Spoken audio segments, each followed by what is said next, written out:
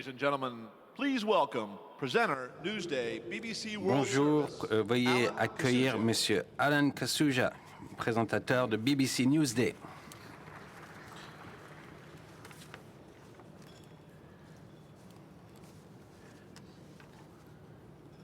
A very good morning to you, ladies and Donc gentlemen. bonjour à tout le monde, My name is Alan mesdames et messieurs. Kasuja, and thank you very much Je for being m'appelle a part Alan of this. Kasuja et je vous remercie vraiment d'être présent ici aujourd'hui. Dès que tout le monde est assis, est-ce que tout le monde peut un peu s'installer aussi rapidement que possible afin que nous puissions lancer la séance.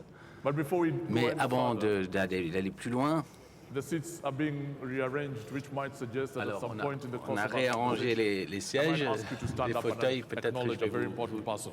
Anyway, to Il y a kick things peut-être off, quelqu'un qui va Alan arriver à ce Kasuja, moment-là, I'm je vous from demanderai de vous Uganda. lever, mais I enfin on work for verra. the BBC, Donc and moi it's je a suis pleasure Alan to be here Kasuja, je travaille pour la BBC et je travaille en Ouganda, donc j'ai des personnes très importantes ici. J'ai Jean-Louis Ekra, donc qui est le président de African Export-Import Bank. Alors je vous demande de l'applaudir s'il vous plaît, mesdames, messieurs. Ensuite, Moussabe Al-Kabi, qui est le PDG de Mubadala Petroleum, qui est à Abu Dhabi, aux États Arabes Unis, aux Émirats Arabes Unis. Ensuite, Dominic Barton, qui est le directeur général monde de McKinsey. Donc, c'est une personne très importante. C'est vraiment un honneur pour nous. McKinsey, c'est le meilleur cabinet du monde, on le sait. Et à côté de lui, il y a Amadou Diallo, qui est le PDG de DHL Freight, basé au Sénégal. Il vient du Sénégal, il est basé au Gabon. À côté de lui, c'est le vice-président Afrique de Standard Chartered Bank. Il est de Ebenezer Esoka, mais c'est un Ougandais honoraire parce qu'il a passé beaucoup de temps en Ouganda, je le sais. Et ensuite, Shiro Antonio Pagano, le vice-président exécutif Afrique subsaharienne. Et c'est vraiment un honneur d'être ici avec vous tous. Donc, si on peut les applaudir, messieurs, dames. Je pense que cette séance, je veux vraiment que vous participiez, que les gens soient vraiment engagés. Si vous avez une question, n'hésitez pas à lever la main et on prendra vos questions. Mais tout d'abord, monsieur Akra, s'il vous plaît, si vous pouvez faire quelques commentaires. Il a dit qu'il sera bref et concis. Et donc, j'espère qu'il m'a promis que vous ne vous endormiriez pas en l'écoutant. Et tout le monde a été briefé qu'il faut être vraiment court, rapide, concis, et de même si vous avez des questions, vraiment soyez concis et bref également. Il faut qu'on avance le plus rapidement possible. Merci, monsieur le ministre, représentants distingués du gouvernement gabonais, les personnes représentant les différentes institutions, messieurs, mesdames. Je prends cette opportunité pour exprimer ma gratitude au président de la République de Gabon, son Excellence Ali Bongo Ondimba, et les membres de son gouvernement. J'aimerais aussi exprimer ma gratitude aux organisateurs de ce forum, en particulier Monsieur Richard Attias, pour me permettre et me donner cette opportunité de participer à cette session tellement importante. Malgré les chocs divers qu'on a connus, qu'on a eu dans l'environnement mondial et économique en Afrique et dans le monde entier, l'Afrique demeure une des régions qui connaît la plus forte croissance au monde, avec un taux de 4,2%, qui est seulement devancé par l'Asie, les pays qui se développent en Asie. Donc la région, pour autant, continue à faire face à des défis qui sont significatifs concernant les opportunités d'emploi, la réduction de la pauvreté, la diversification et l'intégration effective dans l'économie mondiale. Deux grandes questions se posent dès lors. Quels ont été les moteurs principaux de cette croissance et aussi quel type d'investissement est-ce que l'Afrique a besoin pour vraiment pouvoir réduire la pauvreté et accélérer le processus de transformation structurelle en allant de l'avant. Beaucoup de facteurs expliquent la croissance de l'Afrique qu'on a vue ces dernières années. en particulier une amélioration de la stabilité politique et de la gouvernance qui s'est montrée par le nombre croissant de régimes démocratiques et le déclin dans le nombre de conflits. Le second, ça a été les investissements dans la région qui ont été très grands et qui ont fait de l'Afrique une des destinations les plus attrayantes au monde pour les investisseurs. Et ça se voit par une croissance qui est passée de 11 milliards en 2000 à 55 milliards en 2014. Et un autre moteur, c'est le commerce intra-africain. Et donc ça pousse beaucoup la productivité et des économies d'échelle également qui ont été améliorées ainsi. Le commerce africain est passé de 8,7% en 2000, le commerce intra-africain à 15,9% en 2014. Il y a aussi, bien sûr, la classe moyenne africaine qui est en train de croître et qui a généré plus de demandes pour l'activité industrielle sur le continent et sur la consommation. En plus, l'Afrique a également plus à diversifier ses exports qui a été traditionnellement dominé par l'Europe occidentale et l'Amérique du Nord. Récemment, le commerce africain avec la Chine a connu une croissance de 7,3 milliards de dollars en 2000 à plus de 146 milliards en 2013, dépassant ainsi les USA, le commerce fait avec les USA. Mesdames et messieurs, malgré la contribution d'autres facteurs, il demeure clair que le boom dans le prix des matières premières ces dernières décennies a été le moteur principal pour la croissance du continent, parce que les matières premières représentent encore 80% de l'export africaine. Et ça demeure vraiment une source de vulnérabilité pour les économies africaines. En plus d'un ralentissement de la croissance et des exportations africaines qui ont connu une baisse de 7% en 2014, beaucoup de pays au travers du continent ont été confrontés à des challenges macroéconomiques sérieux, des réserves en baisse et également des positions et des baisses dans les taux de conversion des monnaies nationales.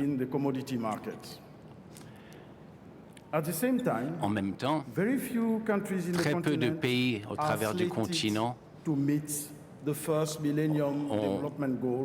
vont atteindre les buts de 2015 d'éradiquer la pauvreté extrême, avec les taux de chômage demeurent hauts, élevés, et la pauvreté est encore très étendue à travers l'Afrique tout entière. Donc, quel type d'investissement a besoin l'Afrique pour accélérer le processus de croissance inclusive et de transformation structurelle? Moi, je crois, humblement parlant, que cette question doit être la focalisation majeure de ces panels impressionnants de CEO et de ces décisionnaires de pointe qui sont intéressés par le développement du continent africain. L'expérience des pays industrialisés émergents suggère que l'investissement visant à diversifier les exportations et diversifier les industries de manufacture ont été les stratégies les plus fortes dans le passé pour atteindre une croissance qui soit durable et améliorer l'intégration dans l'économie globale. Par exemple, la Chine, qui est devenue une vraie puissance, une superpuissance industrielle, a réussi à sortir des millions de Chinois de la pauvreté au cours de la dernière décennie, principalement à travers des opportunités d'emploi dans les secteurs de fabrication et de l'industrialisation. La Banque africaine a pris plusieurs plusieurs, un nombre de plans pour soutenir les économies africaines. Par exemple, nous avons le programme de développement d'exportation. Il y a également les programmes de financement qui sont liés à ça, qui donnent des devises à des promoteurs d'exportation privés. Et il y a également le système de garantie d'investissement et de stabilité et les systèmes de remboursement garanti. Donc, mesdames, messieurs, j'aimerais conclure en exprimant que ce panel offre des opportunités à des CEO africains et mondiaux qui sont présents ici de partager leur point de vue et leurs perspectives et d'apprendre à partir de leur expérience pour accélérer le processus de transformation structurelle qui est fondamental, qui est crucial pour une intégration efficace de l'Afrique dans l'économie globale. Il est aussi de mon espoir que les CEO africains qui sont vraiment décidés à accompagner ces transformations structurelles auront le soutien total des gouvernements africains et des leaders africains. Un des plus grands défis qui se posent à la transformation structurelle se pose dans les déficits d'infrastructures. La crise qui se pose également dans l'Afrique a été vraiment un problème pour notre possibilité de s'étendre. En même temps, les gouvernements peuvent mettre en place des politiques afin d'accélérer plus avant le processus de transformation structurelle. C'est mon espoir que cette séance tellement importante va contribuer à la distribution de bonnes pratiques et des meilleures pratiques, alors que nous sommes sur le chemin de la transformation structurelle dont l'Afrique a besoin, c'est ce dont elle a besoin le plus. Je vous remercie tous de m'avoir écouté. Donc merci beaucoup, merci énormément. Je crois qu'on doit l'applaudir encore un peu plus parce qu'il l'a fait aussi rapidement qu'il le pouvait et il a été très bref. Donc merci beaucoup. Donc, je vais commencer avec vous, Chiro. Que faites-vous sur le continent? Vous représentez NEC. Dites-moi un peu ce que vous faites ici, ENI, sur le continent. Merci, Alain. Bonjour tout le monde.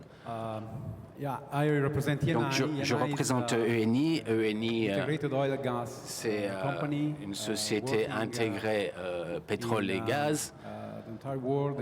Et nous travaillons en particulier dans 15 pays en Afrique et dans le monde entier. Au-delà de ça, l'Afrique est depuis de nombreuses années maintenant un continent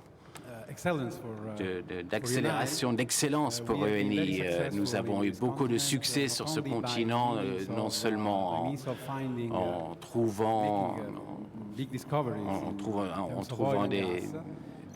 énormément de pétrole et de gaz mais également en prenant notre modèle et en le déployant au travers du continent, qui est un modèle de travailler avec les pays où nous sommes. Dans quel pays êtes-vous actuellement? Donc nous travaillons dans tous les pays d'Afrique de l'Ouest, Ghana, en partant du Ghana jusqu'au Nigeria, Congo, le Gabon, Angola. Nous sommes en Mozambique aussi, où récemment nous avons trouvé vraiment beaucoup de gaz, et donc ça peut vraiment... c'est en Mozambique, vous avez trouvé un filon extraordinaire, un gisement. Quelqu'un m'a dit que c'est à peu près 50% de ce qu'a le Qatar.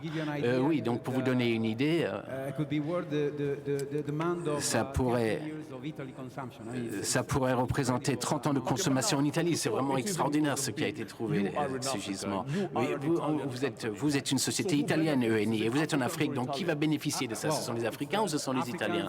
Et ce sont les Africains, parce que nous sommes ici en Afrique dans les années 50, dans les années 1950, et à cette époque, c'est là que nous avons commencé ce long chemin qui fait que nous sommes le premier producteur de pétrole et de gaz sur le continent.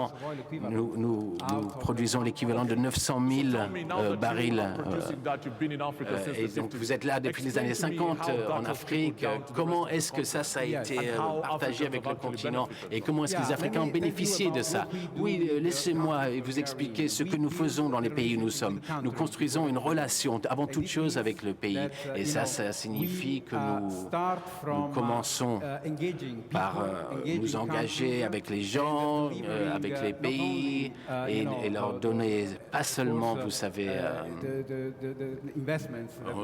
les investissements que nous faisons pour notre société seulement, bien sûr, mais dans beaucoup de pays, nous avons contribué aux infrastructures qui sont cruciales pour ce continent. Vous le savez, la construction d'infrastructures, c'est ce qui fait la différence.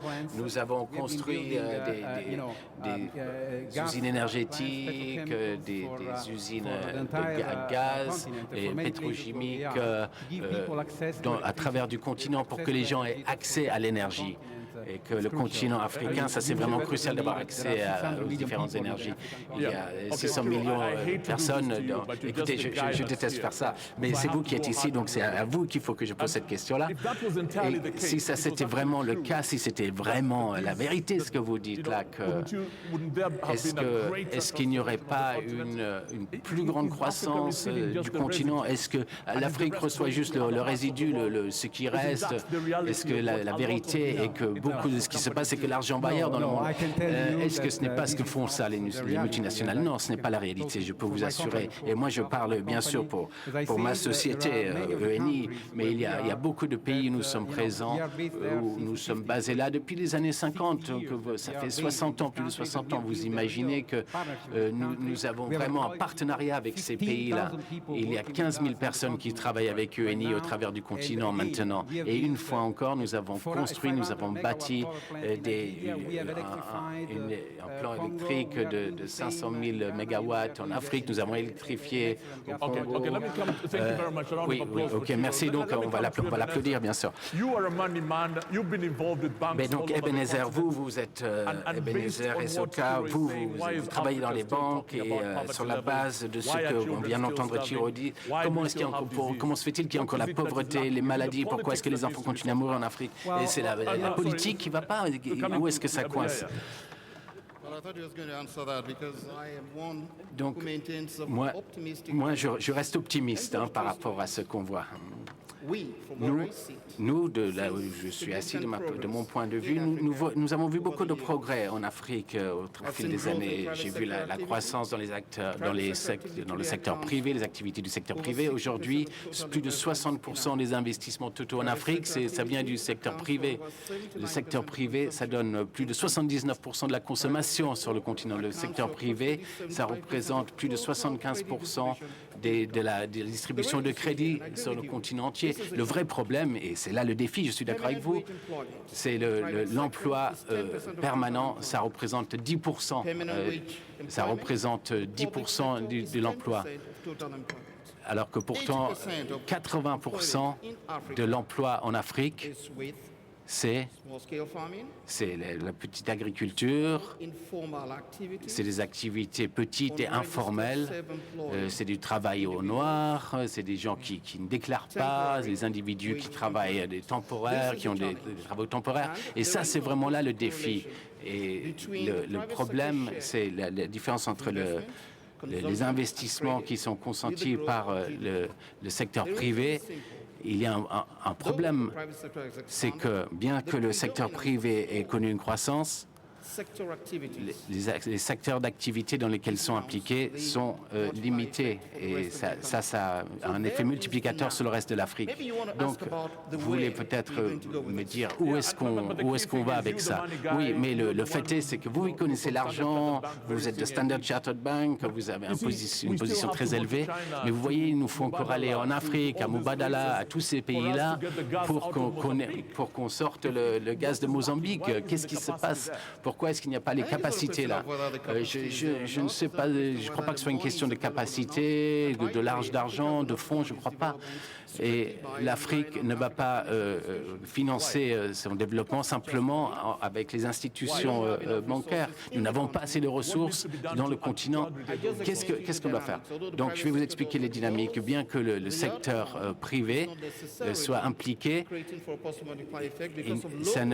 il y a une production productivité qui est basse, il y a des salaires qui sont bas et il y a tellement d'activités qui sont à toute petite échelle.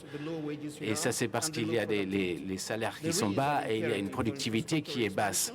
Donc, pour étendre l'expansion, l'argent qui vient de Chine, qui vient des États-Unis, d'Europe, ça n'a pas d'importance. Et c'est vrai que tous les fonds qui financent les investissements peuvent venir des ressources domestiques. Vous n'aurez pas assez. Les challenges existent et j'espère qu'on y reviendra parce que moi, j'aimerais développer plus avant où nous pouvons aller à partir de là. Donc, je vais revenir à vous, mais rappelez-le-moi. Donc, Monsieur Diallo, vous êtes basé au Sénégal pour DHL, mais c'est difficile de se déplacer dans l'Afrique, de venir d'Afrique d'Ouest en Afrique de l'Est. Parfois, il faut passer par Dubaï et parfois, il faut aller en Europe pour revenir ailleurs en Afrique.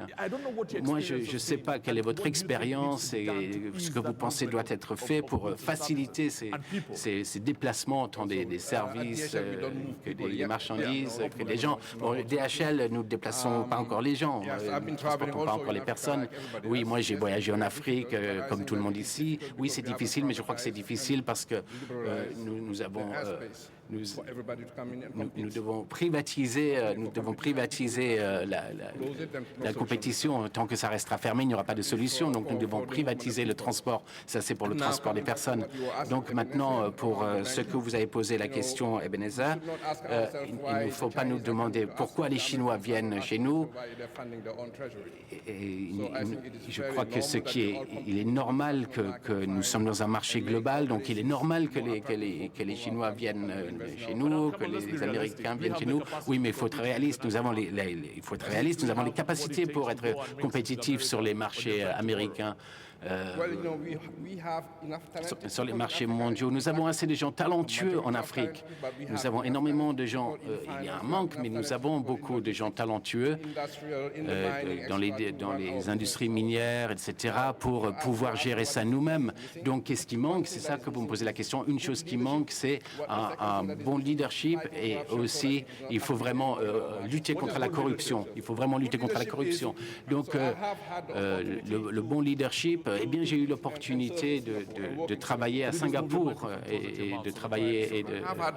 j'ai eu l'opportunité de travailler et de vivre à Singapour et je sais que les gens se plaignent de Singapour, que c'est pas tellement assez démocratique, les gens ne sont pas élus, etc. Donc pour moi, le bon leadership, c'est d'avoir des leaders qui sont au service du peuple. Un bon leadership, c'est d'avoir un leadership qui sert les autres, pas qui se servent eux-mêmes. Et ça vient par les élections, mais également c'est le choix personnel des gens qui sont à la tête de nos sociétés aussi.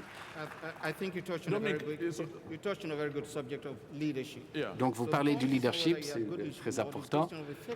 Oui, il faut un leadership efficace en Afrique. Et qu'est-ce que cela signifie? Ce que ça signifie en Afrique, c'est la collaboration, un leadership collaboratif entre les secteurs publics et privés. Il y a deux façons c'est le leadership collaboratif. Donc il y en a qui appellent ça le dictatoriat. Par exemple, le Rwanda, il y a eu un leadership transformatif il y a 20 ans. Rwanda, c'était vraiment à genoux. Et maintenant, tout le monde parle du Rwanda parce qu'à cause de cette transformation qui a pris place là, un ami à moi m'a dit, il m'a parlé de Gabon ces 3 dernières années. Elle était ici il y a 3 ans, mais elle dit que le Gabon qu'elle voit maintenant est différent d'il y a 3 ans. Mais il y a également beaucoup par rapport au leadership transformatif, les gens viennent avec l'intention de changer les choses et on les rejette souvent parce que d'abord, il faut que la politique soit à point. Comment est-ce qu'on arrange cette politique pour qu'elle soit en ligne avec les buts de développement donc McKinsey, nous, on n'est pas des spécialistes politiques, donc je suis peut-être pas la bonne personne à poser la question, mais nous, ce qu'on a besoin de voir, c'est la stabilité, c'est que les gens recherchent. Pour l'infrastructure, on en a beaucoup entendu parler aujourd'hui déjà. Ce que nous dépensons en Afrique en infrastructure au niveau du PIB, c'est moins de la moitié de ce que l'Asie émergente a dépensé. C'est parce qu'il y a des problèmes? Non, moi je vais vous dire, moi j'ai grandi en Asie, j'ai travaillé en Asie, et quand j'habitais à Shanghai en 1998, je peux vous dire que c'était pas très développé, c'était pas un système très développé au niveau des infrastructures, mais c'était un système qui vraiment poussait à développer l'infrastructure, il y a vraiment une poussée incroyable à ce niveau-là. Nous en sommes à la moitié en Afrique pour c'est pour ça que je crois que les fonds de pension en Amérique du Nord qui ont énormément d'argent, énormément de fonds qui adoreraient investir dans cette partie du monde, c'est parce qu'ils ne savent pas à quoi va ressembler la stabilité au fil du temps. Donc je crois qu'il y a un processus politique qui doit se mettre en place. Si on veut construire les routes, les chemins de fer, il faut la stabilité. Donc il faut des gens en place qui soient prêts, qui peuvent encore être présidents dans 30 ans. C'est ça que vous dites? Oui, mais ça peut être la stabilité. Oui, c'est une dimension. Ça peut être efficace. Singapour, d'une certaine manière, a eu ça. Mais je crois que c'est la continuité qui est importante. Je crois que il n'y a pas de problème d'avoir de changements, mais il faut une continuité en termes de politique. On ne peut pas avoir une politique radicalement différente 5 ans plus tard. C'est pour ça que les gens disent non, ça ne m'intéresse pas, il y a trop de choses, trop d'éléments changeants. Donc c'est la stabilité de politique qui est importante. Et je ne crois pas qu'il faut être des chirurgiens du cerveau pour nous imaginer ce dont on aura besoin dans les 10-15 ans à venir. C'est clair. Oui, donc pour en revenir rapidement à ce problème, quelles leçons peut offrir la Chine à l'Afrique? Vous avez écrit des livres là-dessus sur la démocratie en Chine, etc. Donc dites-moi, quelle est la leçon clé que la Chine peut offrir à l'Afrique, qui pourrait résulter en ce que l'Afrique devienne la nouvelle Chine? La Chine a été beaucoup critiquée au début des années 90 à cause de l'argent qu'il dépensait au niveau de l'infrastructure. Et une fois encore, je crois que l'infrastructure, c'est vraiment crucial et critique pour que le reste de l'économie puisse vraiment prendre de l'allure. Il semblerait qu'il y ait une amélioration au niveau du commerce intra-africain, mais il faut que la technologie soit en place, il faut que les routes soient en place, que les transports aériens, que les transports ferroviaires soient en place. Ça coûte trop d'argent pour vraiment déplacer les marchandises, ça prend trop de temps pour mettre en place un nouveau business. Ça, ce sont les infrastructures sur lesquelles s'est concentrée la Chine. Je n'oublierai jamais, c'est une dernière anecdote, je suis allé dans le bureau du maire de Pékin et ça devait être en 2006 et sur le mur, il avait 3 chiffres, 36, 35 et 5. Je croyais que c'était un nouveau slogan communiste pour l'année. Non, en fait, je lui ai posé la question en mandarin, c'était voilà le nombre de jours qu'il faut pour commencer un nouveau commerce à Pékin. 36, c'est 35 à Shanghai, c'est 5 à Singapour. Et ça, c'est la première chose qu'on voyait quand on entrait dans le bureau du maire. Donc, il y a vraiment cette focalisation à tous les niveaux. Et ça, c'est vraiment cette focalisation est cruciale. Alors, vous avez des questions dans la salle? Est-ce qu'il y a des questions à un membre de nos panels? Donc, je vais revenir vers vous dans un moment. Donc, une personne très importante, j'ai pris l'avion avec lui et j'étais assis à côté de lui dans l'avion en arrivant ici. Donc, parlez-moi des demandes de régulation qui pourraient être attrayantes, comme Mubadala Petroleum, dont on a parlé. Donc, comment est-ce qu'on peut attirer des sociétés telles que la vôtre, pas seulement pour le développement de la Mozambique, mais de la région tout entière? Une question excellente, spécialement pour notre secteur pétrole et gaz, comme vous le savez. C'est un moment il y a beaucoup de défis en ce moment à cause des prix du pétrole en ce moment. Et toutes les sociétés pétrolières en ce moment, et pour investir plus et pour que les pays attirent des investissements, il faut qu'il y ait un cadre réglementaire qui soit stable et sur lequel on puisse compter. Il y a beaucoup de pays, et pas toujours en Afrique d'ailleurs, où leur objectif est de maximiser la valeur de leurs ressources nationales. Donc c'est une ressource naturelle nationale, bien sûr, c'est normal, mais tout partenariat doit être équilibré.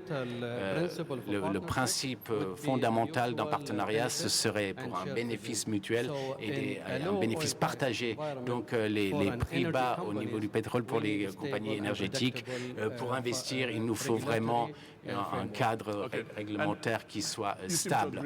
with what he's saying, Kiro. Is that Et the oui, case? You vous find semblez that être, from your vous experience, semblez être having d'accord, worked for 60 years, Siro, c'est votre expérience, vous êtes là depuis les années 1950. Est-ce qu'il y a eu des difficultés à ce niveau-là avec le cadre réglementaire et l'environnement réglementaire dans beaucoup des pays dans lesquels vous avez opéré? Oui, bien entendu, la stabilité, c'est nécessaire pour des investissements qui se font sur le très très long terme, comme dans notre secteur, bien sûr. En général, on parle de 25 à 30 ans dans notre secteur. Et donc, il faut vraiment trouver un environnement stable. C'est ça qu'on recherche pour vraiment faire ces investissements. Notre expérience en Afrique, on a eu du succès à ce niveau-là parce que on a trouvé des environnements qui nous ont permis de croître pour qu'aujourd'hui nous soyons le plus gros producteur du continent. Le gaz naturel, je veux dire maintenant, et je veux vraiment souligner ça, c'est vraiment une ressource cruciale pour ce continent. Le gaz, ça peut être vraiment le moteur de ce continent. Ça, j'en suis persuadé. Et pour qu'un continent qui a encore du mal à avoir accès à l'énergie, la moitié de la population du continent n'a pas accès à l'énergie, avoir beaucoup de gaz disponible, ça peut vraiment faire une différence pour les infrastructures dont nous avons parlé plus tôt. Oui, donc il y a beaucoup de ressources naturelles, M. Ekra, qui sont disponibles. Et donc, votre banque a connu une grande croissance. Vous êtes arrivé en 2005. Vous êtes aujourd'hui, vous étiez à 500 millions de dollars. Maintenant, vous êtes à 6,5 milliards. Qu'est-ce qu'on pourrait faire de plus pour fonder des projets tels que ce qui s'est passé au Mozambique? Parce que c'est vraiment un projet capital. Et aussi, quelle est la relation avec la Chine? Je veux vraiment en parler, la relation avec la Chine. On a dit un jour que la Chine, ce qu'ils ont fait, c'est qu'ils ont décidé ils ont regardé la colonisation de l'Afrique et ils ont dit, nous, on va refaire une colonisation, mais mieux. Et on va faire les choses plus efficacement. Il y a des gens qui ne sont pas d'accord avec ça, d'autres qui sont d'accord avec ce concept. Mais qu'est-ce qu'on peut faire de plus pour que l'Afrique bénéficie vraiment de ses propres ressources naturelles? Eh bien, je vais vous dire la première chose. Essayons d'imaginer de ne pas vraiment être trop émotionnel à ce niveau-là. Vous savez, le développement, c'est quelque chose, il faut être vraiment très cynique à ce propos-là. Si vous voulez construire votre pays, bâtir votre construit, concentrez-vous à bâtir à la construction de votre pays. Ne commencez pas à dire « Ah, eux, ils viennent nous prendre nos ressources, et là, il y a des problèmes. » Parce que de toute façon, il y aura toujours des gens qui vont être là, qui vont être intéressés par les ressources. Les gens viennent là où sont les ressources pour les chercher. On ne peut pas rester chez soi, dans sa cuisine, et on se dit j'ai pas de ressources, les ressources vont venir à moi. Non, ça c'est impossible. Mais donc ce que je voulais dire, ce que je voulais vraiment souligner, c'est que nous avons très certainement besoin, et il faut vraiment transformer la structure de nos économies. Vous voyez, il y a quelques 60 ans, 50 ou 55 ans, à l'époque, nous étions le réservoir des ressources naturelles pour que les gens viennent les transformer, d'autres les transformer. Vous savez que c'est dans la transformation que vous créez des emplois, en créant de la valeur ajoutée, et vous créez plus de revenus. Donc, ce que nous devons faire, c'est trouver comment le faire localement. Si notre infrastructure, donc c'est un point clé, si l'infrastructure est développée, on peut le faire. On parle de l'infrastructure, mais il y a beaucoup à faire à ce niveau-là.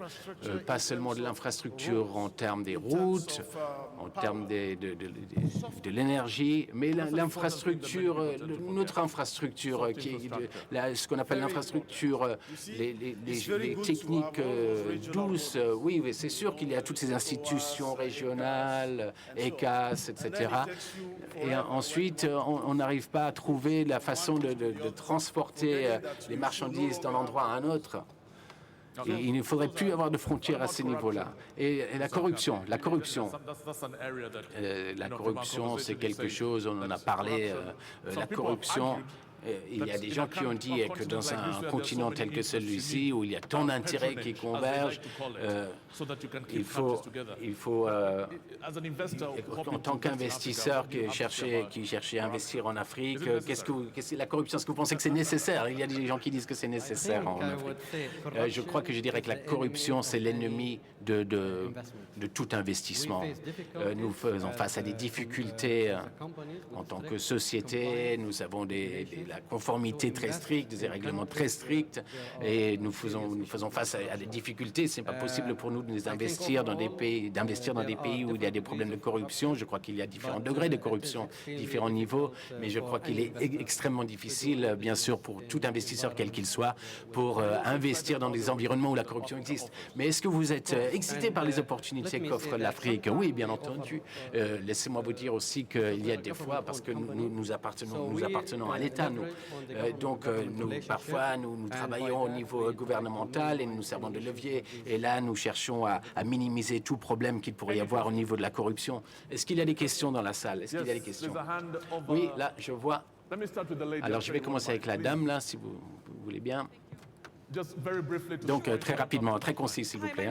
Oui, bonjour, je m'appelle Magath Wade et j'étais très intéressé pour savoir si vous avez entendu parler du phénomène des start-up sleaze, parce qu'on parle tous de l'infrastructure.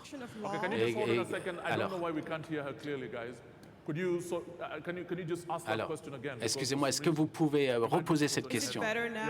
Vous m'entendez mieux là? Alors, je m'appelle Magath Wade et j'ai une question. Je voulais savoir si vous avez entendu parler d'un phénomène des start-up series, parce qu'on parle de l'infrastructure, etc., mais nous savons tous que ça va prendre pour toujours, avec toutes ces législations, petit par petit, pour transformer les choses. Donc, est-ce que vous avez entendu parler de Honduras, ce qui se passe, la capitale des meurtres au monde, et c'est un des pays les plus pauvres au monde, le Honduras, mais ils ont changé de constitution afin qu'ils puissent ils peuvent saisir des parties du territoire pour qu'ils puissent créer des phénomènes tels que Dubaï, que Singapour, etc., qu'ils puissent prendre ces parties du territoire. Oui, on va voir. Oui, monsieur, maintenant, une autre question. Dennis Forestier, Forestier Foundation. Donc, je suis de la Fondation FR. Alors, moi, c'est pour la disponibilité de crédit, surtout pour les petites entreprises en Afrique. Et vous travaillez dans la banque. Comment est-ce que vous accordez des crédits aux petites sociétés? Oui, c'est très important. J'espère que vous avez entendu. Donc, elle a parlé du Honduras. Qui connaît quelque chose qui pourrait répondre à cette question? Donc, Dominique, vous allez nous répondre, oui. Donc, Ebenezer, il va parler de la finance, là, bien sûr, des questions sur les crédit, oui, numéro 4, derrière. Oui, bonjour, je m'appelle Paul Prisca Oniguebe. Ma question, elle est en rapport avec les changements climatiques.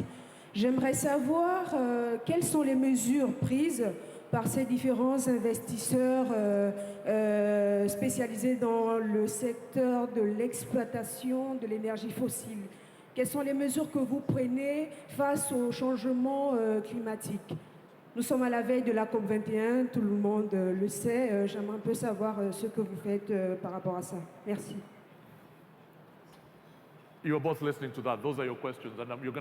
Donc, vous avez entendu ces deux questions. Ces questions-là, est-ce que j'aimerais entendre des voix de femmes? Est-ce qu'il y a des femmes? Vous n'êtes pas une femme, vous aussi? Où sont les femmes? Voilà. Oui, merci. Ma question porte sur la lutte contre la corruption. Pourquoi est-ce qu'on lutte contre la corruption? Pourquoi on ne la prévient pas? Il y a même des gens qui disent l'utiliser. Non, mais moi, ce que je veux dire, c'est que au départ, c'est psychologique. Donc, je crois qu'on doit plutôt changer notre point de vue. C'est pas une lutte contre, c'est c'est commencer dès le départ. Oui, c'est bien, vous avez raison. Alors, vous avez entendu les questions et je voudrais que vous répondiez très rapidement. Alors, Monsieur Ekran et Monsieur Diallo, très rapidement. Et d'abord, la question de la corruption. La prévention de la corruption. Non. Maintenant, regardons les choses en face. Est-ce qu'on veut vraiment lutter contre la corruption? Oui, alors je reviens au Rwanda parce que je le sais. Et je sais, au Rwanda, est-ce que vraiment on lutte contre la corruption? Est-ce qu'on fait de la prévention contre la corruption? Non, mais j'aime pas qu'on dise que l'Afrique est un lieu de corruption. Quand on prend le New York Times, on voit que quelqu'un est arrêté, c'est la corruption. Et c'est pas pour ça que si quelqu'un est arrêté pour corruption aux États-Unis, les États-Unis sont corrompus. Mais il faut l'arrêter partout, la corruption. On est d'accord. Qu'en pensez-vous, monsieur?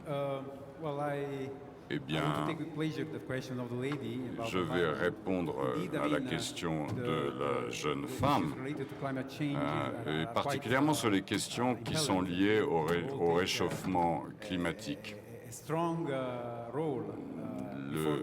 Nous avons un rôle important là-dedans. Ce qu'il faut voir, c'est que nous avons pris un engagement fort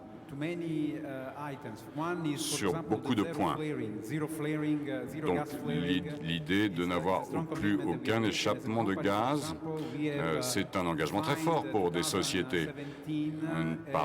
En 2017 est l'année où nous devrons avoir réduit complètement, être à zéro sur les émissions de gaz nocifs. Voilà juste un exemple. Un autre exemple, réduire petit à petit la consommation de charbon. On sait que le charbon est particulièrement nocif et en Afrique, on en utilise beaucoup. Le gaz dont je viens parler, on peut, grâce donc, encore une fois, ce qui me paraît le plus important, c'est les émissions de gaz. On n'a pas le temps de passer plus de temps là. Mais ce que je veux dire, c'est que c'est très difficile pour toute entreprise qui commence. Cédric, est-ce que vous avez déjà eu des problèmes à avoir de l'argent de la part des banques? Ben oui, voilà un bon exemple. Il a beaucoup de mal à avoir de l'argent à financer. Mais oui, vous aurez de l'argent à condition que vous ayez les bons interlocuteurs. Alors, désolé de vous interrompre, mais voici le président de la République gabonaise, Ali Bongo, qui nous rejoint maintenant. Accueillons-le.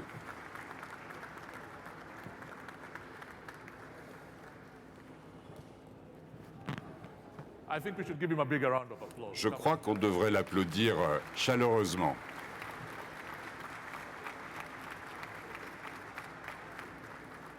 Your Excellency, welcome.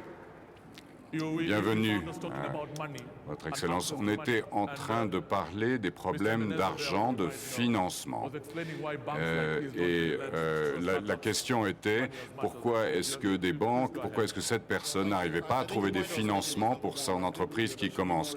Oui, je suis d'accord, il faudrait qu'il y ait plus de financement. Mais pour cela, il faut des réformes politiques. Mais si on revient au point de Cédric, ça veut dire qu'il doit s'engager avec les partenaires avec lesquels il travaille.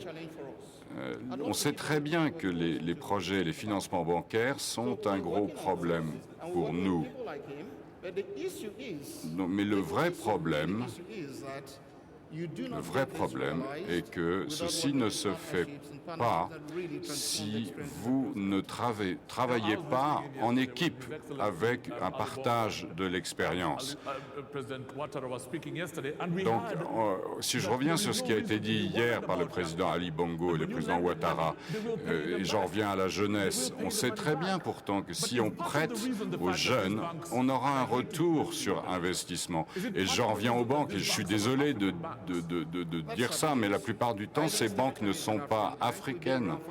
Mais écoutez, si, bien sûr que si. Nous sommes présents sur le continent africain depuis 150 ans.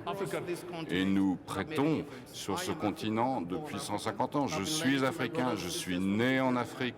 Mes frères et mes sœurs sont ici, que ce soit au Gabon, au Kenya. Et nous avons besoin d'une infrastructure financière plus forte. Quand on regarde d'une façon globale le développement du marché, il faut prendre des actions courageuses qui transformeront les institutions financières. Un exemple, et je suis content que le chef de l'État soit ici parce que j'ai eu l'occasion d'en discuter avec lui. On voit qu'il y a deux bourses dans la même région. Beaucoup ont dit qu'il faut des actions correctives. Je pense qu'il nous faut agir collectivement, nous les dirigeants politiques et d'affaires, pour dire non et donner notre point de vue sur ces actions extrêmement importantes. Je suis sûr que vous pourrez discuter avec Cédric. Oui. Quand on est en Europe ou en Chine ou à Singapour, c'est pareil. On doit monter un bon dossier pour avoir de l'argent auprès des banques. Ce n'est pas seulement vrai en Afrique. Alors, on sait que grâce à vous, vous connaissez énormément de gens très expérimentés et experts. Basé sur votre expérience, que pensez-vous de cette situation? Presque une conclusion. Vous avez parlé d'infrastructures et je pense que l'Afrique est vraiment le continent du futur. Encore une fois, on sait que la jeunesse est extrêmement importante. On sait qu'il y aura un marché, si je puis dire, d'1 milliard de personnes sous peu. Et donc il faut des infrastructures en termes de capitaux, que ce soit domestiques ou internationaux. Il faut qu'on fasse cela ensemble. En même temps, il faut qu'on augmente le niveau d'éducation. C'est par exemple ce qui se passe ici au Gabon, de telle façon qu'on ait des talents qui puissent s'exprimer. Encore une fois, c'est une infrastructure à mettre en place à long terme et à partir du moment où ceci sera mis en place, eh bien les gens viendront. Il y a beaucoup d'investisseurs qui ont beaucoup d'argent qui viendront. Alors, un dernier mot. Président Kufuor nous a rejoint également. Applaudissons-le. Président Kufuor et l'ancien président du Ghana. Alors, je vous donne le dernier mot pour votre conclusion. En ce qui concerne l'Afrique francophone, l'Afrique anglophone, comment peuvent-elles travailler ensemble encore plus? C'est un sujet délicat, mais je suis obligé de l'aborder. Alors, comment est-ce que je peux dire ça en la présence du président Bongo? Eh bien, on dit qu'il faut changer les mentalités. Il faut sortir d'une espèce d'agenda français ou franco-français et d'un agenda britannique ou britanno-britannique. Comment est-ce qu'on peut faire pour que les deux fonctionnent ensemble? Comment est-ce que je peux dire ça pour que j'ai pas des problèmes? Mais non, mais soyons simples. Il n'y a aucun problème. Je veux qu'il y ait plus d'amitié entre les deux communautés. Mais franchement, quand on parle d'argent, quand on parle d'affaires, la francophonie, le monde anglophone, ça n'a aucune importance.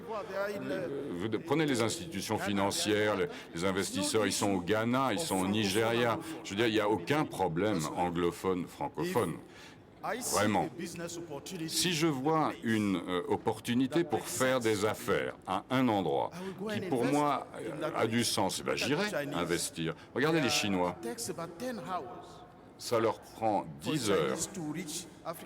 Ça prend 10 heures, un Chinois, pour arriver sur le continent africain. Ils parlent pas français, ils parlent pas anglais, ils ont besoin de visa et pourtant, je vous donne les chiffres, le commerce total avec la Chine a monté de 73 milliards à 160 milliards en peu de temps. Alors, c'est vrai que c'est quand même assez facile avec un Chinois qui arrive, un investisseur avec beaucoup d'argent, d'arriver sur notre continent. Non, ne soyez pas pessimiste. Regardons-nous dans les yeux et ne disons pas que c'est toujours la faute des autres. Alors, je voudrais représenter les personnes, dire quelles sont les personnes qui sont ici et qui ont participé. Monsieur Moussabe Al-Kabi, qui est le PDG de Mubadala Petroleum, Dominique Barton et monsieur Amadou Diallo, président directeur général de DHL. et également la personne qui vient du Cameroun en tant que vice-président, et Antonio Pagano, vice-président exécutif d'Afrique subsaharienne pour l'UNI Italie. Je voudrais que vous les applaudissiez pour leur participation. Merci.